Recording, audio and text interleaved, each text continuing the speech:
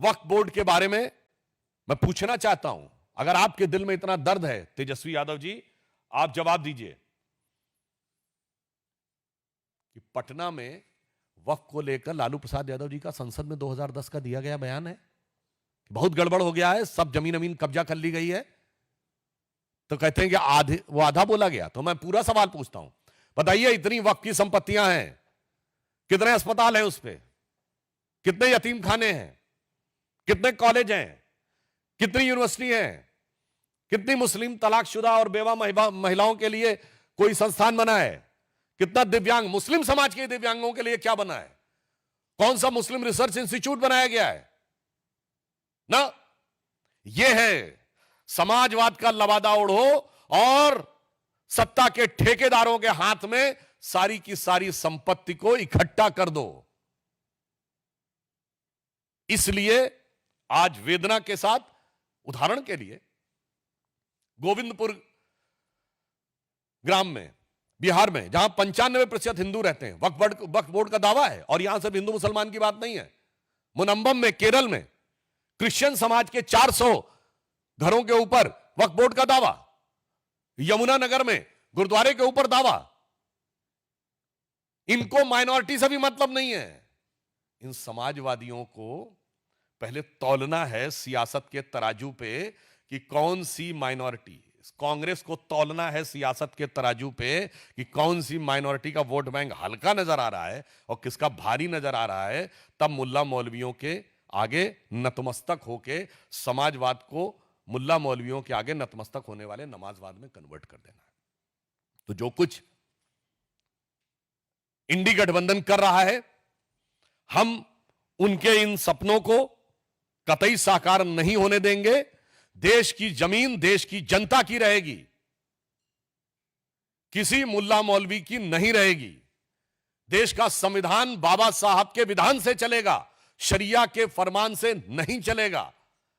आपने अपने दौरे हुकूमत में शरिया के 1 दर्जन प्रावधान बाबा साहब के संविधान में पिछले दरवाजे से लागू किए।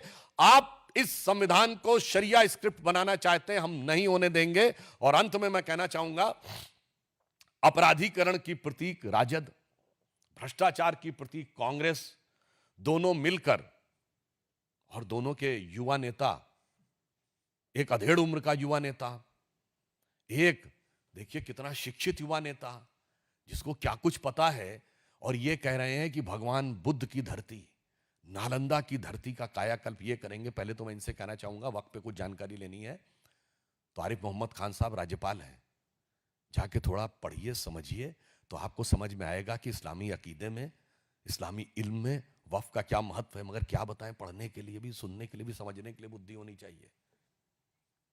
तो इसलिए इनसे कहना चाहूंगा, समाजवाद के बारे में एक बड़े प्रख्यात समाजवादी कवि हुए हैं अदम गोंडवी। उन्होंने समाजवादी विचारधारा में आए हुए विकार पे दुखी होकर एक कविता लिखी थी, वो मैं आज आपके सामने अर्पित करना चाहता हूं। ये राजद, सपा और इंडी गठबंधन के नेताओं के लिए। और राम राज्य की अवधारणा जो गांधी जी ने दी थी, उसका क्या हाल किया कांग्रेस के नेताओं के लिए। तो अदम गोंडवी जी, ये उनका वाक्य है, मेरा नहीं, ये समाजवादी कवि थे। उन्होंने लिखा था, काजू भुना है प्लेट में विस्की गिलास में, उतरा है राम राज्यों विधायक निवास में।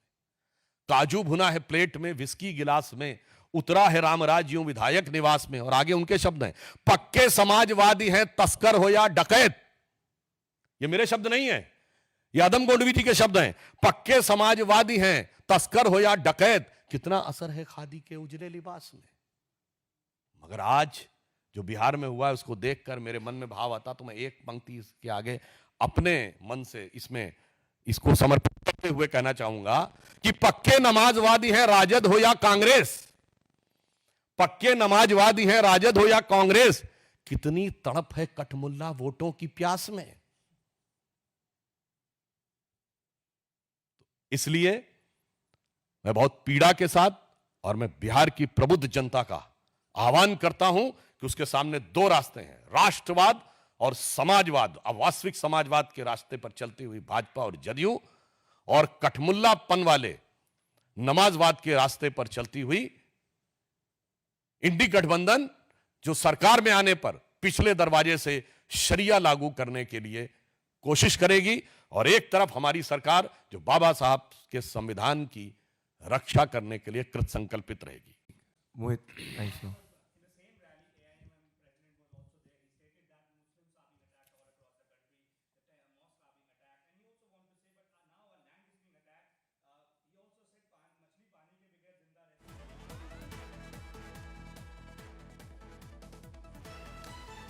जो आपने कहा, whatever you have said, you have quantified and qualified my statement. None of the India Alliance leader has audacity, or rather than dare to respond to this sentence कि मुस्लिम शरिया के बगैर नहीं रह सकता, rather than they endorse the statement. And in this context, I would like to remind one instance which has came to my mind.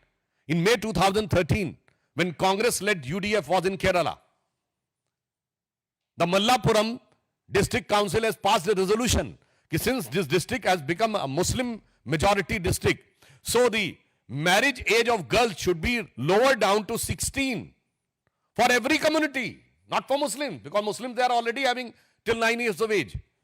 And you know, the Congress government of Kerala has approved it. Then after too much of voice has been raised against it, then in June 2013, they pulled it back. So, I would like to say that whatever is being said is a true face of India Alliance, which is being covered by the mask of Samvidhan Bachao. The real face is Sharia law. दूसरा सवाल नीरज जी।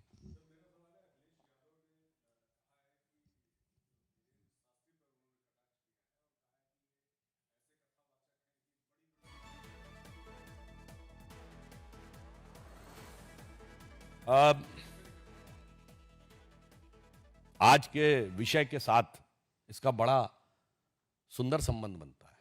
जो अपने दौरे हुकूमत में मौलवियों को लाखों एकड़ जमीन, हजारों करोड़ की लुटा के उस पे कानूनी हक दे देना चाहते हैं और उस पे कानूनी ठप्पा लगा देना चाहते हैं, वह दान दक्षिणा के ऊपर भी सवाल उठाना